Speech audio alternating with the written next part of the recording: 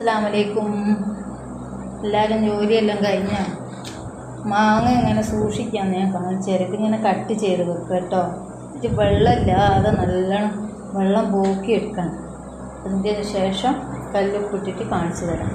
ഇന്നലെ ഞാൻ കുറച്ചിട്ട് വെച്ചതാണ് കേട്ടോ. കല്ലുപ്പിട്ടിട്ട് എങ്ങനെയാണെന്ന് വെച്ചിട്ടുണ്ടെങ്കിൽ കുറച്ച് കല്ലുപ്പ് ഇങ്ങനെ ഇതേ രീതിയിൽ ഇട്ട് വെക്കുക. എന്നിട്ട് മാങ്ങ അതിലേക്ക് ഇടുക. വെള്ളം ഒട്ടും ഉണ്ടാകാൻ പാടില്ലേ. ഇപ്പോൾ കേട് വന്നു.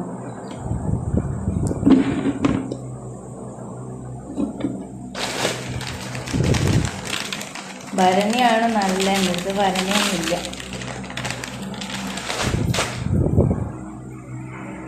കേട്ടോ, ഇതുപോലെ ആക്കിയിട്ട് നിറച്ച് വെക്കുക. ഇനിയിപ്പോൾ ഈ ഉപ്പ് വെള്ളം ഇങ്ങനെ എല്ലാത്തിനും പിടിക്കും. അപ്പം വെള്ളം നിറച്ചും വരും, ഉപ്പ് വെള്ളം വരും. എല്ലാവരും ഒന്ന് ട്രൈ ചെയ്ത് നോക്കിട്ടോ.